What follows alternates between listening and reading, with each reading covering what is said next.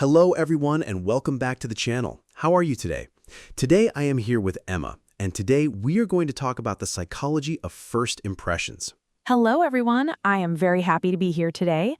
Let's start our conversation. So Emma, I want to start with something a little uncomfortable. How long do you think it takes someone to form an opinion about you when you first meet them? Oh, gosh. I don't know, maybe a few minutes? Like the first conversation? Try seconds. Some research suggests it happens in under 1/10 of a second. Wait, what? That's before I've even said a word. Exactly. Just from your face, your posture, how you're dressed, before you've spoken at all. That's honestly kind of terrifying. I know, right? It makes you rethink every time you've walked into a room feeling nervous. So basically, people have already decided something about me before I even open my mouth? In a way, yes. At least a rough impression. And that's what I wanted to dig into today. Okay, I'm both fascinated and a little stressed out. Let's get into it. So, let's start with the basics. What do you think goes into that split-second judgment? I'd guess things like appearance, maybe facial expression? Yeah, exactly those things. Researchers have found that people quickly judge things like trustworthiness, competence, and likability almost instantly based on facial features alone. Wait, trustworthiness from just a face? How is that even possible? It's wild, but apparently certain facial features like how wide someone's eyes are or the shape of their eyebrows subtly influence how trustworthy we perceive them to be. So it's not even about anything the person is doing, it's just their face shape doing all this work. Pretty much. And obviously that's not fair because it has nothing to do with someone's actual character. Right, that seems like a pretty flawed system. It is, and it's actually a really old system. Our brains developed this fast judgment ability for survival reasons. Oh, like figuring out quickly if someone was a threat? Exactly. Back before complex social structures, being able to quickly judge friend or foe mattered a lot for survival. Huh, that's interesting. So my brain doing this weird instant judging thing is basically an ancient leftover. Yes, exactly. It's not really about you being judgmental, it's just how brains are wired. Okay, that makes me feel less bad about myself when I catch myself doing it to other people too. Right, we all do it, whether we like it or not. Okay, so here's a question. Once that snap judgment happens, does it stick or can it change once you actually talk to someone? That's such a good question. And the answer is it can change, but it's harder than you'd think. Why is that? Because of something psychologists call confirmation bias. Oh, I've heard that term before, but I don't actually know what it means. So basically, once your brain forms an initial impression, it starts looking for evidence that confirms that impression and kind of ignores stuff that contradicts it. Wait, so if I think someone seems unfriendly at first, I'll keep noticing things that make them seem unfriendly? Exactly. Even if they do plenty of friendly things too, your brain is more likely to notice and remember the parts that match your first impression. Oh, wow, that explains so much. Right? Let me give you an example. Yes, please. Say you meet someone at a party and they seem a little distant. Maybe they were just tired or nervous, but you interpret it as them being cold or stuck up.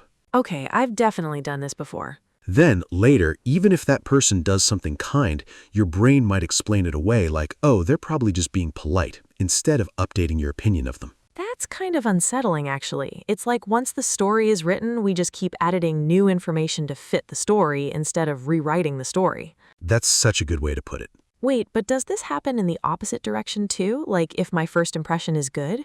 Absolutely. It works both ways. If someone gives you a great first impression, you're more likely to interpret their later behavior generously too. Oh, so if I already like someone, I'll excuse things I might otherwise be bothered by. Exactly. This is actually related to something called the halo effect. Okay, that sounds familiar. What is it exactly? So the halo effect is when one positive trait we notice about someone makes us assume they have other positive traits too, even without evidence. Like what kind of traits? A really common example is attractiveness. Studies have shown that people often unconsciously assume attractive people are also more competent, more intelligent, or more trustworthy. Wait, that seems like such an unfair jump to make. It is unfair, and it's also completely unconscious most of the time. People aren't sitting there thinking, this person is attractive, so I'll assume they're smart. It just happens automatically.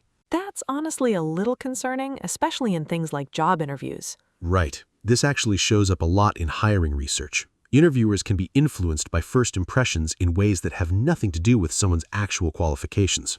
Have you ever noticed this in yourself, like catching yourself doing this kind of unconscious judging? Oh, definitely. I remember meeting someone who spoke really confidently in a meeting, and I just assumed they were super competent at their job. And were they?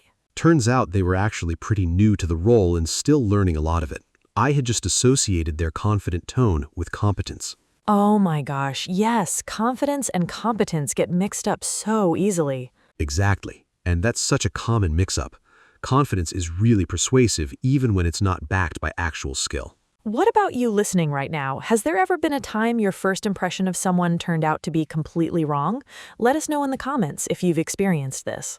I love that question because I feel like almost everyone has a story like that. Okay, so if first impressions are this powerful and kind of unfair, honestly, is there anything we can actually do about it? Like, can we train ourselves to judge people more fairly? That's a great next question. And yes, there are some things that help. Okay, tell me. The first thing is just awareness. Simply knowing that this bias exists makes you a little more likely to pause before locking in a judgment. So just knowing, oh, I'm probably doing this halo effect thing right now, can actually help? Yes, it's not a perfect fix, but research on cognitive biases in general shows that awareness is often the first step towards reducing their influence. That makes sense. What else? The second thing is intentionally looking for disconfirming evidence. What does that mean exactly? So instead of just noticing things that match your first impression, actively ask yourself, what's something about this person that doesn't fit the story I've already made up? Oh, that's interesting, like deliberately challenging your own snap judgment. Exactly. It forces your brain to actually update the picture instead of just adding evidence to the existing frame. That feels like it takes real effort, though. It does, which is honestly why most people don't do it naturally. Our brains prefer the easy path, which is just confirming what we already believe. That's such a good point. It's basically mental laziness in a way. Right. It's efficient, but not always accurate. Okay, what's the third thing? The third one is giving people, and honestly yourself too, a little grace around first impressions, especially early in a relationship or working relationship. What do you mean by grace? Like recognizing that a single interaction, especially a short one, is a really small sample size of who someone actually is. Oh, that's such a good point. People can just be having an off day. Exactly. Someone could be nervous, tired, distracted, dealing with something completely unrelated to you, and none of that shows up as who they really are. That actually makes me think about times I've probably given someone a bad first impression without meaning to. Oh, absolutely. I think we've all done that. Like showing up somewhere stressed and coming across as short or distant, when really we were just overwhelmed. Right, and the person on the other end has no idea that's what's going on. Exactly. They just see the surface behavior and build a story around it. Okay, this is really making me think differently about how quick I am to judge people, and honestly, how quick I assume people are judging me. That's such a healthy takeaway. Wait, actually, does this connect to social anxiety at all? Like people who worry a lot about how they're coming across? That's such a good connection to make. A lot of social anxiety is actually rooted in this exact fear, worrying that a first impression, especially a bad one, is permanent and unfixable. Oh, that makes so much sense. Like the fear of one awkward moment defining how someone sees you forever. Right. And while first impressions are powerful, they're not actually as fixed as our anxious brains make them feel. That's kind of comforting, honestly. It really is, because people update your impressions of you over time, especially with repeated positive interactions. So one weird or awkward first meeting isn't the end of the world. Exactly. And honestly, sometimes it becomes a funny story later. Like, remember when we first met and it was so awkward? That's so true. Some of my closest friendships started with painfully awkward first meetings. Mine too.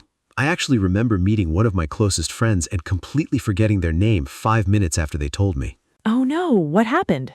I just had to awkwardly ask again later and we still laugh about it. That's such a relatable moment. I do that all the time with names. Right? And it clearly didn't ruin anything. If this is helping you understand yourself a little better, don't forget to like and subscribe because I feel like this episode is making me rethink a lot of my social interactions. Same here, honestly. Okay, one more thing I'm curious about. Does this apply online too, like with things such as social media profiles or even resumes? Oh, definitely. And honestly, maybe even more so. Why more so? Because online, people often have even less information to go on, so the brain fills in gaps even faster, based on things like a profile picture, a bio, or even just formatting choices. Oh, wow. So, like a messy resume might make someone assume things about a person's overall competence, even if their actual experience is great. Exactly. And that's part of why presentation matters so much in things like job applications, even though it feels a little unfair sometimes. That actually explains a lot about why people stress so much over things like profile photos. Right, because on some level, people intuitively know that first impressions carry a lot of weight even in a digital space. This has been such a fascinating conversation. It really has. I think the big takeaway here is that first impressions are powerful, but they're not the full picture, and they're definitely not permanent. And maybe the next time I catch myself judging someone quickly or worrying about how I came across, I can pause and remember that. Exactly. A gentle reminder to both extend a little more patience to others and a little more patience to ourselves. This was such an interesting conversation today. I think a lot of people are going to relate to this one. Thank you all so much for listening. Take care of yourselves, and we'll see you in the next episode.